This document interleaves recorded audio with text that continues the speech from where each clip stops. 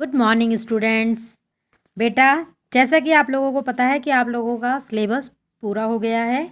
9 से 15 पाठ, शब्द रूप, धातु रूप, गिनती, यही आपका सिलेबस है। और अब आपका सिलेबस पूरा हो गया है। आप लोगों को पता है 8 तारीख से आपकी परीक्षाएं हैं। तो आज हम पुनरावर्ती अभ्यास कार्य करेंगे, अर्थात रिवीजन करेंगे। आज हम त्रयोदश पाठ है, 13वां पाठ, छितो राजते भारत स्वर्ण भूमि। भारत की स्वर्णिम भूमि संपूर्ण पृथ्वी पर सुशोभित है। इस पाठ का पुनरावृत्ति अभ्यास कार्य करेंगे। चलिए तो इस पाठ को पढ़ते हैं। सुपूर्ण सदैवास्ति खादान भांडा, नदीनां जलम यत्र पीयूष तुल्यम, इयं स्वर्णवद् भाति शस्य धरे, छितो राजते भारत स्वर्ण भूमि। संपूर्ण सदावस्ति खादन भंडार, नदीनाम जलम यत्र पीयूष तुल्यम, जिसके अन्न के भंडार गृह सदा पूरे भरे रहते हैं, जहाँ नदियों का जल अमृत तुल्य है।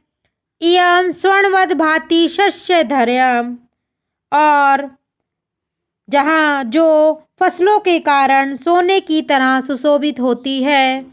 छितो राजते भारत स्वर्ण भूमि, भारत की यह स्वर्णिम भूमि संपूर्ण पृथ्वी पर सदा सुशोभित है। त्रिशूल अग्नि नागे पृथ्वी शस्त्र घोरे,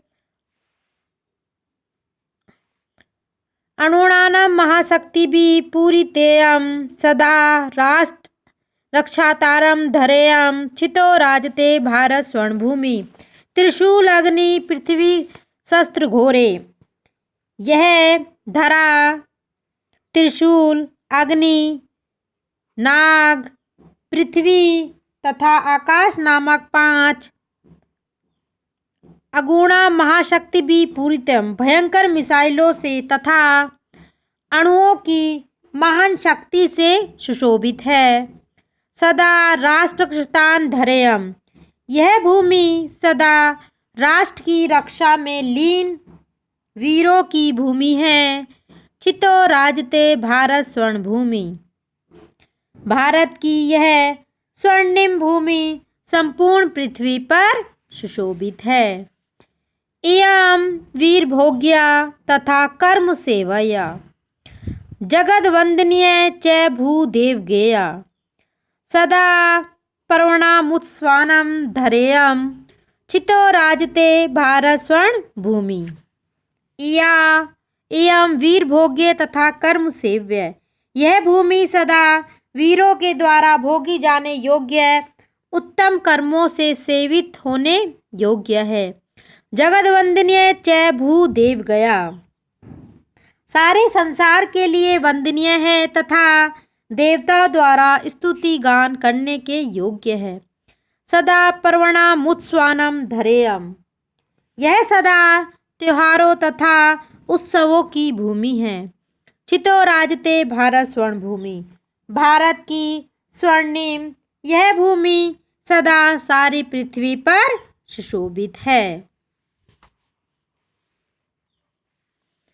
इयं ज्ञानिनां च वैज्ञानिकानां, विपिश्चा जनां मियं संस्कृतानां, बहूनां मतानां जनानां धरेयं, छितो राजते भारत स्वर्ण भूमि।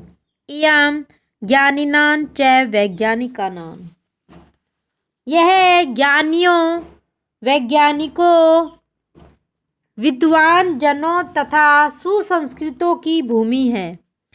विपिश्चा जनानीम संस्कृत नामा, बहुना मतानाम जनानाम धैर्यम, यह विभिन्न मत रखने वाले लोगों की भूमि है। छितो राजते भारत स्वर्ण भूमि, भारत की स्वर्णिम भूमि संपूर्ण पृथ्वी पर सुशोभित है। इयं शिल्पिनां यंत्र विद्या धारणां, का शस्त्रिणां भूप्रबंधे युतानां, नटानां नटीनां कवीनां धरेयं, छितो राजते भारत स्वर्ण भूमि। इयं शिल्पिनां यंत्र विद्या धारणम विष्का शास्त्रिणां पुः प्रबंधे युतानाम। कारीगरों की, यंत्र विद्या को जानने वालों की, वेदों की, समुदाय प्रबंध कार्यों में लगे हुओं की भूमि है। नटानां नटीनां कवीनां धरेयम। यह अभिनेता की, अभिनेत्रियों की तथा कवियों की भूमि है। चितो राजते भारत स्वर्ण भूमि। आज की स्वर्णिम भूमि पृथ्वी पर सुशोभित है। वने दिग्गजानां तथा केसरीणां तटीनां वर्तते भूधारणां। शिखीनां शुकानां पिकानां धरेयम। चितो राजते भारत स्वर्ण भूमि। वने दिग्गजानां तथा केसरीणां तटीनां वर्तते भूधरणां। यह जंगल में रहने वाले विशाल हाथियों, सिंहों की भूमि है। यह नदियों तथा पर्वतों की भूमि है। शिखीनां शुकानां पिकानां धरेयम। चितो राजते भारत स्वर्ण भूमि। यह मोर, तोता तथा कोयलों की भूमि है। भारत की यह स्वर्णिम भूमि संपूर्ण पृथ्वी पर सुशोभित है। बेटा, आशा है आप लोगों को ये पाठ एक बार फिर से समझ में आ गया होगा। ये आपका पुनरावर्ती अभ्यास कार्य था, अर्थात ये मैंने पाठ आपको रिवीजन में कराया है। आपको यह पाठ बहुत ध्यान से पढ़ना है और इसे ध्यान से याद करना है। मैंने जैसा पहले भी कहा है और आज मैं फिर कह रही हूँ कि आप लोग परीक्षा बहुत ध्यान से दीजिएगा, बहुत ध्यान देकर परीक्षा कीजिएगा और अपना कार्य साफ और सुथरा कीजिएगा और संस्कृत में जितना पूछा जाए उतना ही जवाब दीजिएगा। अन्यथा अगर आप, और एक बात का ध्यान रखिएगा कि जब मैं अगर संस्कृत हिंदी अनुवाद करने के लिए दिया जाएगा तो आपको संस्कृत नहीं लिखनी है। आपको शुरू का शब्द लिखकर डैश डैश लगाकर लास्ट का शब्द लिखना है और अपना हिंदी अनुवाद शुरू कर लेना है।